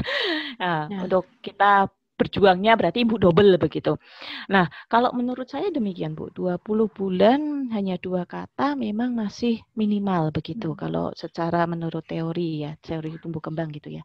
Tetapi tadi berkaitan dengan fokus dan lain sebagainya, nampaknya begini Bu, kalau untuk usia-usia segitu, bisa aja Ibu stimulasi dengan ya tadi gerakan-gerakan yang mungkin 20 bulan itu masih ya mungkin bisa diajak merangkak juga bisa Bu, aktivitas yang menyenangkan begitu ya, yang sama-sama bisa hampir mirip kayak yang tadi saya berikan contoh begitu ya, Ibu sesuaikan saja itu bisa, tetapi memang perlu seperti ini Bu, fokusnya lebih ke biasanya sih saya kalau untuk perkembangan bahasa sendiri yang paling penting adalah kita input dulu nih. Jadi input itu adalah kita kita banyak ngomong memang. Jadi misalnya ayo main bareng begitu ya. Main bareng terus apa nih yang mau distimulasi begitu. Maksudnya pas main itu, ayo deh, ini apa, ini bebek, gitu, dan lain sebagainya, seperti itu mungkin bisa, Bu. Jadi fokus aja ke pemberian input kosakata terlebih dahulu, begitu. Nah, nanti bisa dipancing, misalnya nih, Bu, Ibu sering-sering sambil nyanyi, begitu ya. Balonku ada 5, gitu kan. Ibu nyanyi terus gitu ya, sambil ekspresif tentunya, terus nanti bisa balonku ada 5. Nah, kita tunggu responnya. Biasanya itu lama-lama itu bisa muncul sih Bu, bisa terstimulasi demikian. Itu kalau dari aktivitasnya ya. Tapi mungkin kalau dari permasalahan fisiknya perlu juga dicek sih kalau menurut saya. Jadi kalau memang berkaitan dengan tumbuh kembang itu biasanya kami psikolog juga suka berkolaborasi dengan banyak pihak begitu ya. Bisa juga dicek apakah memang dia ada permasalahan di area mulut atau mungkin di mananya seperti itu mungkin perlu dicek. Kalau memang itu nggak ada masalah ya memang akhirnya stimulasinya yang terusan Bu, demikian. Itu dulu sih kalau menurut saya. Gitu. Dan juga kalau kita ingat prinsipnya ketika untuk stimulasi bicara yang penting input dulu kan ya. Input dulu, reseptif dulu ya. Di input dulu. Oke. Ya, terima kasih. Nah, pertanyaan selanjutnya sekarang sudah ke tema-tema yang sudah sekolah ini Bu Lili. Oke, dari Bu Eli Puspita, putrinya 9 tahun. Bagaimana cara melatih anak berkonsentrasi ketika anak sudah sekolah gitu ya? Apakah ini ada faktor internal atau eksternal? Karena anak saya itu kalau dikasih penjelasan dia dengar tapi susah untuk menangkapnya. Tapi susah untuk menanggap. Oke. Nah, ini kemudian selaras dengan pertanyaan Fadila dari Kendal juga. Kalau ini masih 3 tahun 10 bulan karena susah konsentrasi, maka dia mudah tantrum. Ya. Oke. Oke, itu 2 pertanyaan itu ya. Berarti bagaimana untuk melatih konsentrasi pada usia sekolah. Lalu pertanyaan selanjutnya yang selaras adalah bagaimana mentreatment anak yang memiliki kelemahan dalam logika matematika, sedangkan memori dan bahasanya sepertinya nggak masalah. Oh, oke. Dan sebenarnya nggak masalah ya ketika harusnya. Nah, tadi kalau yang tadi berkaitan dengan konsentrasi ketika sekolah tadi ya, kayaknya mendengarkan tapi kok kurang bisa memahami demikian ya. Ibu, saran saya sih seperti ini, kalau sudah umur segitu. Akan lebih baik kalau misalnya mau dilakukan tes intelijensi terlebih dahulu, begitu ya. Apakah memang dia itu ada kelemahan, maksudnya ada kekurangan atau tidak. Karena memang kita patokannya lebih ke itu dulu ya. Jadi misalnya dia ternyata intelijensinya normal, oke nih, berarti dia problemnya di apa? Kemungkinan dia ada problem kalau dia dijelaskan, panjang kali lebar kali tinggi begitu ya, tapi kok nggak paham gitu, kemungkinan memang verbalnya kurang bagus, Bu. Nah, ini saya kan nggak tahu riwayatnya nih, Bu, nggak lihat anaknya juga begitu ya. Jadi memang biasanya nih, sejauh yang kasus-kasus yang saya tangani dan terjadi juga sama anak saya, itu karena kalau verbalnya kurang bagus itu biasanya dulunya itu kembali ke belakang itu ada riwayat terlambat bicara, Bu. Nah, ini benar apa enggak, saya kebanyakan seperti itu. Nah, memang khas pada anak-anak yang memiliki riwayat keterlambatan bicara, itu biasanya di usia SD itu untuk soal-soal atau penjelasan yang panjang begitu ya, yang isinya verbal semua, itu kesulitan. Nah, caranya bagaimana sih, Bu? Kalau itu konsentrasi ya, Bu ya, konsentrasi. Nah, saya mau menanyakan, apakah memang dia konsentrasi dia secara visual bagus? Kalau misalnya visual itu contohnya begini, Bu. Kalau ada gambar, ini bagan, penjelasan begini, dia bisa paham apa enggak gitu ya. Kalau dia bisa paham, dia lebih bisa paham ketika semua itu ditulis, penuh warna dan lain sebagainya, ya berarti memang konsentrasi dia di visual itu nggak ada masalah, tapi mungkin konsentrasi dia di auditori atau mendengarkan itu kurang baik. Nah, itu bisa dilatih sebetulnya, Bu. Itu bisa dilatih dengan misalnya main tebak-tebakan, Bu. Ayo, Ibu mau bacakan cerita misalnya. Oke, sekarang nih, coba. Mama bilang ya, ini adalah tipe sejenis buah gitu ya. Warnanya kuning. Kalau makan harus dikupas gitu. Buah apa itu? Nah, itu biar anak mikir, Bu, konsentrasi mendengar juga begitu. Atau bisa juga mungkin baca satu kalimat, misalnya Ani suka membaca Bobo gitu. Terus Ibu berikan pertanyaan gitu ya. Apa yang suka Ani baca? Tadi yang suka baca Bobo siapa begitu. Itu satu kalimat, tetapi itu butuh konsentrasi tinggi, Bu. Kalau memang anak ini dia lemah di konsentrasi auditori begitu. Nah, ini yang mana dulu begitu? Karena saya nggak lihat anaknya, jadi jawaban saya seperti ini ya, Bu ya. Tapi untuk gerakan-gerakan yang tadi, silahkan tetap dilakukan saja. Jadi saya pikir nggak ada masalah lah. Itu sifatnya untuk menstimulasi saja begitu. Ya, oke, sudah menjawab beberapa pertanyaan sekaligus ya, Bu Lili. Pertanyaan dari Bu Elvi di Bandung, Bu Elvi Mongki. Terapi yang tadi, yang gerakan-gerakan ritmik tadi bisa diterapkan ke anak usia 10 tahun 7 bulan nggak? Lalu durasinya berapa lama? Pertanyaan dari Bu Beta. Oke, begini Bu, kalau tadi itu yang saya berikan itu contoh aktivitas saja begitu ya. Jadi kalau spesifik kita bicara terapi ritmik RMT itu ada ininya Bu, apa istilahnya ada tahapannya sendiri dan itu memang harus apa istilahnya kita harus ketemu dan saya harus kasih program, harus lihat, harus cek dulu nih anak ini masalahnya di apa dan lain sebagainya. Saya buatin home program. Jadi kalau yang tadi itu sifatnya memang hanya stimulasi saja. Begitu. Jadi untuk waktu dan ininya saya pikir ya kira-kira saja atau mungkin ya nggak usah panjang-panjang juga kayak misalnya tadi untuk gerakan Superman gitu mungkin bisa 10 hitungan aja kali berapa kali 3. Kita sambil lihat dia ada efeknya apa enggak begitu. Misalnya begitu. Atau kalau Ibu mau, kalau untuk gerakan-gerakan yang seperti itu bisa dicari referensinya, tapi saya tidak mengatakan bahwa itu gerakan salah satu bentuk terapi dari RMT begitu ya Bu, karena kalau RMT beda lagi begitu ya. Begitu. Blok gitu ya.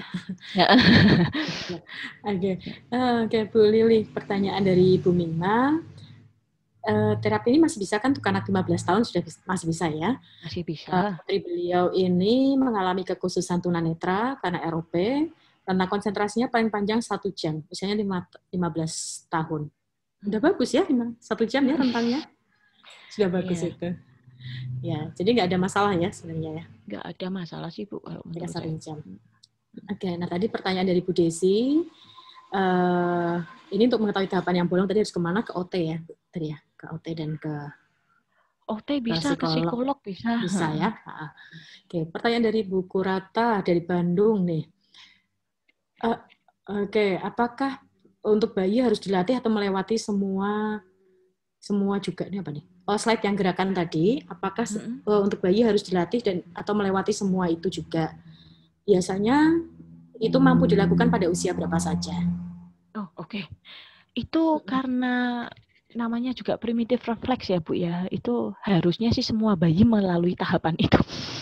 Ya. Nah, itu kan dilalui untuk usianya. Jadi itu bertahap begitu. Intinya adalah dia terintegrasi sampai ke 12 bulan itu dia sudah terintegrasi begitu. Nah, itulah mengapa Bu kadang bayi, mungkin Ibu Bapak pernah dengar gitu ya, kalau bayi nggak melewati tahap merangkak itu pasti ada something nih di kemudian hari. Nah, sekarang demikian Bu. Begini, jadi itu semua gerakan-gerakan itu ada tujuannya Bapak Ibu. Jadi tadi Ibu pertanyaannya Ibu adalah apakah itu harus melewati semua? Ya kalau menurut saya ya dia harus melewati semua ya. Karena dia butuh untuk mengintegrasikan semuanya itu begitu. Nah, kalau bolok satu nggak ke skip gitu kan berarti ada apa istilahnya gerakan atau basic skill yang hilang begitu ya. Harusnya kayak merangkak itu kan dia harus kontrol lehernya bagus nih kalau jalan. Oh, aku mau ke sana ngambil mainan itu, aku jalan berapa lama nih gitu kan. Kan kalau dia lihatnya, oh itu bisa diraih pakai tangan, yang ada apa? Bayinya jatuh kan Bu, dia pasti akan gebrak lantai begitu. Nah itu berarti akhirnya itu kaitannya nanti dia untuk perkiraan jarak itu tuh nggak bagus Bu biasanya. Jadi kalau kita nih, kadang kita orang gede gitu ya, dewasa gitu, ini mau nyebrang ke sana atau mau ngelewati ke sana itu paling deket, oh ternyata jauh begitu ya. Atau ini bisa ngelewat sini, oh ternyata dia tangganya kelewatan begitu, akhirnya jatuh. Itu bisa jadi salah satu indikasi juga kalau menurut saya ya gitu. Jadi keeroran kita pun bisa jadi tanda tanya. Bapak Ibu nggak usah khawatir juga, sebetulnya kayak saya pun waktu saya ikut pelatihan pun juga beberapa refleks saya masih on Bu. Jadi begitu. Jadi itu memang nggak hilang sepenuhnya begitu ya. Gitu. Tapi kita harus mengintegrasikan begitu. Nah. Pertanyaannya masih banyak ya, tapi kita akan mencoba menjawabnya dengan cepat. Kayak dari Pak Mikael dan Bu Berti di Semarang. Anak saya usia 10,5 tahun, ini riwayatnya kelahiran kembar juga ya. Susah fokus pada pelajaran dan masih suka berimajinasi untuk hal-hal yang seharusnya untuk anak usia 5-6 tahun. Apakah ada terapi atau cara mengembalikan anak saya ke usia dia yang seharusnya? Oke. Ya. Bu Berti. Oke. Bapak Ibu itu karena anak kembar, kalau menurut saya begini aja Bu, Bapak ya, itu aktivitasnya itu coba dilakukan dulu aja deh, dicoba dulu. Nanti kalau memang ada efek apa enggak begitu ya, kita nanti mungkin bisa kontak saya atau gimana lah begitu ya. Nanti kita bisa bicarakan begitu. Tapi keuntungannya kalau menurut saya kalau ini anak kembar gitu ya Bu, Bapak Ibu itu bisa diajak aktivitas bareng aja, dibuat seru-seruan aja. Itu pasti mau tuh gitu kan. Jadi sebetulnya memang pola pikir di sini yang perlu diubah ya Bapak Ibu, bahwa ini konsentrasi dari tadi nih kayaknya gitu ya. Konsentrasi itu kok kaitannya dengan pelajaran melulu ya. Padahal kita kan juga perlu konsen pada banyak hal begitu ya. Jadi tidak hanya pas belajar aja gitu. Tapi juga untuk menyimak, untuk ini maksudnya kita untuk melakukan sesuatu kreativitas apapun itu kan juga butuh konsentrasi. Nah, jadi bermain itu pun juga butuh konsentrasi loh Bapak Ibu. Jadi misalnya berolahraga pun kalau kita nggak konsentrasi, misalnya main bola gitu kan kita bisa kepukul bolanya atau dan lain sebagainya begitu. Jadi aktivitas yang tadi silahkan coba dilakukan dulu aja deh gitu ya. Buat berdua sekalian begitu. Oh ternyata nggak kembar, nanti kakak adik sama ya berarti. Oh kakak adik. Oh oke. Oke. Nah ini ada pertanyaan dari Bu Mona Jakarta. Bu Lili, putra saya Elkenu usia 3 tahun 4 bulan, sangat aktif. Untuk motorik kasar dia sangat happy nih.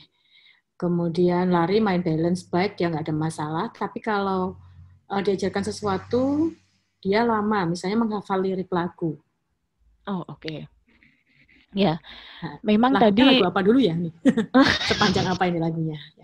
Ya, 3,5 tahun. Memang nggak semua itu bagus di hafalan Ibu gitu ya.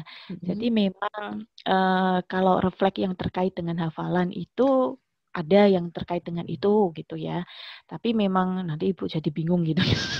Jadi mending nggak apa-apa, masih umur 3 tahun diajak itu dulu aja deh. Jadi buat semuanya Kalau menurut saya gerakan tadi yang saya berikan itu silahkan dilakukan dulu aja deh, gitu aja. Ya, itu dulu ya dilatihkan Dulu aja. Oke. Nah, kalau nanti ada perubahan apa enggak atau itu berapa lama, udah dibuat fun dulu aja karena itu maksudnya belum spesifik begitu ya. Kalau memang ada ini silahkan bisa kontak untuk mungkin cari yang terdekat yang mungkin bisa bisa memberikan terapi terkait itu. Demikian. Mumpung masih 3 tahun masih kecil. Kita tinggal 4 menit ini ya. Okay. Nah, ini pertanyaan dari Bu Talita. Kalau ini Bu Talita, ya 6 tahun 11 bulan mungkin ya, bukan 11 minggu ya. Kayak 6 tahun, ini putrinya itu ikut tes IQ dari 2 psikolog. Di 2 psikolog dan hasilnya berbeda. Yang satu sangat rendah, yang satu normal. Dalam pelajaran tematik, Tata sangat lemah, tapi saat pelajaran mengaji sangat bagus. Ingatannya, atau saat pelajaran PJOK. Sangat cepat menghafal gerakan. Jujur hasil tes IQ ini sangat mengganggu saya, tapi guru Tata menguatkan bahwa Tata bisa memang saat ini dalam pelajaran membaca sangat lemah sekali. Apa yang harus saya lakukan? Ini dari Bu Selvi Samarinda. Samarinda ya Bu. Saya menjawab cepat, berusaha menjawab cepat aja. Begini Bu, untuk tes intelijensi sendiri itu bisa dipengaruhi beberapa faktor Bu. 1, mungkin anaknya capek. Terus 2, penggunaan bahasa atau ini kadang-kadang seperti ini. Kalau yang kejadian yang di lapangan, kadang-kadang tester atau yang mengetes itu tuh bahasanya mungkin tidak mudah dimengerti anak begitu ya. Tes intelijensi sendiri itu ada standarnya Bu, betul. Tetapi untuk pengetesan sendiri kalau kita bicara dengan anak-anak itu biasanya itu perlu ditelaah dulu nih gini. Nah, seperti itu. Jadi ada banyak faktor yang seperti yang mempengaruhi. Nah, itu bisa jadi mungkin penyampaiannya, pengetesannya, atau bisa jadi mungkin kondisi anak ibu memang waktu yang pertama mungkin kurang fit, bisa jadi. Nah, kalau menurut saya bijak ketika tadi guru sekolah bilang, oh ya udah ini berusaha menguatkan, tetapi untuk di bacaan itu lemah, silakan saja. Ibu pasti sebagai ibu pasti paham betul ya ini anak lemah di mana begitu. Ibu perlu cari kekuatannya apa, itu untuk motivasi dia sebagai reward begitu ya, paling gampang ya. Kalau dia suka gambar, suka ini, oke, ini seperti itu, tapi dia tetap harus dilatih Bu untuk kekurangannya. Nah, kalau kekurangannya memang dia di verbal, area verbal, pakailah bacaan-bacaan singkat Bu. Ya, kita memang mulainya dari basic memang, dari dasar gitu. Dan memang kalau tematik itu memang kalau menurut saya itu bukan hal yang mudah memang kalau untuk anak seperti anak ibu begitu. Jadi memang kita harus breakdown, harus pecah-pecah dulu, disederhanakan, terus dijelaskannya memang pelan-pelan Bu, bila perlu disertai gambar. Biasanya anak-anak ini kalau dia untuk gerakan cepat, biasanya dia juga modelnya mungkin harus sambil dipraktekkan atau dia harus pakai media gambar juga. Jadi itu bisa membantu saya pikir. Gitu aja. Bisa dibantu ya. Oke, nah dan bisa jadi nanti alat tesnya yang digunakan berbeda, jadi hasilnya berbeda kan rentangnya ya. Oke, nanti cek kembali. Nah, ini dari Ibu Aziza, bagaimana melatih motorik halus. Jadi melatih motorik halusnya harus bagaimana. Kemudian Bu Kemala ini anaknya usia 6 tahun, masih mudah tantrum, apakah efek premi atau tidak? Oke. Sepertinya pertanyaannya kita tutup sampai di situ ya. Ini masih loncat. Oke, jadi kalau tadi untuk melatih motorik halus, tadi gerakan untuk beberapa hal yang refleks tadi juga ada yang pengaruh ke motorik halus ya, Ibu. Jadi kalau menurut saya nggak apa-apa, tetap dilakukan aja. Terus memang perlu distimulasi dengan beberapa aktivitas yang memang itu membutuhkan keterampilan motorik halus, Bu. Jadi entah itu jahit, entah itu finger painting atau apapun itu untuk menstimulasi itu. Terus untuk penggunaan bola atau squishy itu juga nggak apa-apa untuk melatih kekuatan palmnya ya, genggamannya itu juga bisa saya pikir. Divariasikan saja. Terus tadi yang satunya apa Bu Desi? Saya kok jadi lupa. Yang terakhir? Yang terakhir itu apakah tantrum itu juga efek dari tantrum. Nah, kalau tantrum hampir semua anak mengalami tantrum ya Bapak Ibu. Kalau tantrum ini itu mudah. Biasanya dia ini mudah. Kalau bertujuan sampai yang eksplosif sekali seperti itu. Dan kemungkinan itu bisa jadi dia memang FPR atau Fibrillar Reflex dan moronya masih sangat aktif begitu. Jadi dia gampang boom boom boom begitu, meletup-letup gitu Mbak Ibu. Nah, itu silahkan saja nanti Ini dan dia mungkin perlu latihan untuk apa istilahnya, atau gerakan yoga juga bisa. Banyak ya. Gimnastik juga bisa kan ya? Gimnastik juga bisa. Oke, teknik pernafasan ala itu ala anak-anak juga bisa. Oke. Thank you Bu Lili, kayaknya itu yang yang perlu kita bahas dulu. Dan tadi sempat ada yang WA juga gini. Pertanyaannya sebenarnya ketika kita mendampingi anak itu belajar gitu ya, anak itu belajar, tidak semata-mata yang kita fokuskan adalah keberhasilan akademik ya. Walaupun akademik pasti tetap menuntut gitu ya. Tapi juga bukan berarti drilling pada satu aktivitas itu akan membantu anak menjadi semakin sukses ya Bu Lili. Betul. Jadi ini sekedar sharing saja Bapak Ibu untuk kasus anak saya begitu ya. Jadi dulu memang ini awal dulu memang dia sangat-sangat ini ya masuk. Jadi akhirnya karena kita bersinggungan dengan kurikulum, jadi akhirnya mau nggak mau isinya tes dan lain sebagainya. Saya tidak menyalahkan sama sekali orang tua yang dia akhirnya stres gitu ya, sepaneng begitu, karena saya pun sepaneng begitu ya. Tapi perlu disadari bahwa ini sama-sama nggak sehat nih. Ayo kita harus gimana? Kita harus ngerem. Kita yang orang dewasa yang lebih bisa mengendalikan diri, kita perlu ngerem gitu ya.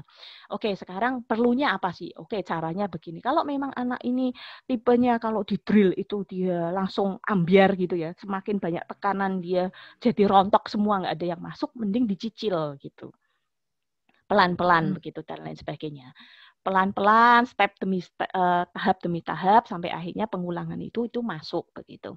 Tetapi memang di sini out of the topic, memang akhirnya selama beda 3 tahun anak saya dengan seperti itu. Terus sekarang pindah ke metode pelajaran yang lain gitu ya. Jadi HS gitu ya. Itu karena waktu lebih banyak gitu ya. Jadi tidak seperti sebelumnya gitu. Dia malah justru lebih santai dan sekarang itu creative thinking-nya justru lebih maju begitu. Dia semakin lebih kritis. Nah, ternyata ini tadi bahwa efek drilling itu belum tentu, karena ternyata ada beberapa hal yang mulai dia tanyakan, misalnya bagian-bagian tanaman itu kenapa kok ini bisa berdiri, itu tambah cerewetnya sekarang. Dulu enggak seperti itu Bapak Ibu. Nah, padahal itu, mohon maaf, itu kelas 2 kemarin dia sudah dapat, tapi lupa. Nah, padahal waktu itu tes dia bisa loh. Jadi, tanda tanya dong, gitu kan. Jadi ternyata efek drilling atau hanya sekedar saja ya, dia hanya bisa saat itu saja.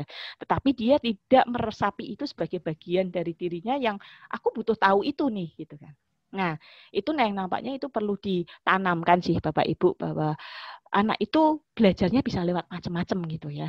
Dan perlu disesuaikan. Kita sebagai orang tua masa kini gitu ya, perlu lebih aware untuk oke nih anakku ini cara belajarnya gimana. Oh, kalau ini nggak bisa, coba kalau gini gimana. Kita harus menciptakan kondisi belajar yang fun ya kalau menurut saya ya. Gitu sih kalau menurut saya, pengalaman pribadi begitu Bu Desi. Jadi Bu Lili ini teman-teman juga mengalami kok singgungan dengan kurikulum. Ya, memindahkan putrinya ke sekolah juga juga dialami juga ya. Jadi sama, kita berada di situasi yang sama. Jadi kalau metode apa gimana, nanti bisa sharing lebih lanjut juga dengan Bu Lili ya. Baik, tema yang sangat menarik Bu Lili. Tadi kita sampai ke 100 peserta loh, full. Iya, 100 peserta dan ini dari seluruh Indonesia ya. Karena tema ini ternyata kan hidden issues ya. Hidden issues, nggak banyak orang yang mau terbuka menyampaikan, nggak mau banyak orang yang mau mengakui bahwa, hey, anak saya juga ngalami nih kesulitan belajar. Dan kalau dari segi sisi psikolog itu saya sempat sharing dengan beberapa teman gitu, ternyata juga belum banyak awareness bahwa prematuritas ini memang membawa banyak resiko. Ya, jadi yuk kita ini membuka awareness bersama, kita membuka kesepahaman bersama bahwa kita memiliki anak yang memiliki berisiko lebih, maka usaha kita harus lebih dan lebih kreatif lagi. Akademik itu adalah apa ya? Kita ngomong bonus ya. Bonus ya, betul. Saya setuju. Bonus. Ya, tapi bagaimana dia keterampilan hidup, bagaimana dia bertahan hidup, memiliki kepercayaan diri, merasa bahagia dengan apa yang dipelajari, itu menjadi kuncinya ya Bu Lili. Oke, thank you sekali untuk sharing hari ini Bu Lili. Terima kasih. Tuhan yang berkati ya Bu. Oke. Baik, Bu. Saya kembalikan pada Dr. Agung dan Bu Anita untuk sesi sore ini. Terima kasih. Terima kasih banyak Ibu Lili, tadi materi sangat bermanfaat. Ya. Jadi, kami dari Komunitas Prematur Indonesia mengucapkan banyak terima kasih atas materinya. Ya, sama-sama, Pak. Silakan Ibu Anita. Ya, baik. Terima kasih banyak. Aduh, ini kita jadi benar-benar belajar lagi gitu. Coba kita punya anak prematur, memang beda gitu. Jadi makanya tadi saya sepakat sekali ada satu kalimat yang tadi saya juga tulis di Zoom chat nih, Bu Lili, bahwa kita tuh kadang suka lupa. Orang tua tuh suka lupa. Ekspektasinya adalah akademis gitu. Jadi hanya itu saja dipikirkan. Padahal anak prematur sendiri untuk dari sejak dia awal sudah terlahir di muka bumi ini, dia sudah berjuang, dia sudah harus memaksimalkan fungsional semuanya kan, tapi kenapa kok yang dipikir orang tua hanya akademis sih? Ini jadi tamparan sebenarnya sih. Aduh iya benar juga ya gitu. Aduh terima kasih banyak Bu Lili, Marlina yang sudah menjadi narasumber di Komunitas Prematur Indonesia. Kemudian Bu Desi, terima kasih banyak dan mesinnya keren banget. Dr. Agung dan semuanya. Oke, terima kasih banyak Bapak Ibu yang telah hadir webinar edisi 12. Kayaknya perlu untuk edisi berikutnya ya Bu Desi. Ini nggak cukup di 1,5 jam. Mungkin nanti Bu Lili berapa banyak yang setuju ya? Berapa banyak setuju tema belajar tema ini diangkat lagi? Oke, saya lihat di layar banyak nih yang setuju lagi. Banyak banget, iya benar nih. Jadi nanti Bu Lili boleh nggak kita telepon? Sering-sering ya Bu Lili ya? Sering-sering, benar-benar. Baik, terima kasih banyak Bapak Ibu, luar biasa banget pada sore hari ini. Kita akan bertemu lagi di webinar Komunitas Prematur Indonesia berikutnya. Selamat sore, wabillahi taufiq wal hidayah. Wassalamualaikum warahmatullahi wabarakatuh. Selamat sore, dadah. Selamat sore, thank you Bu Lili.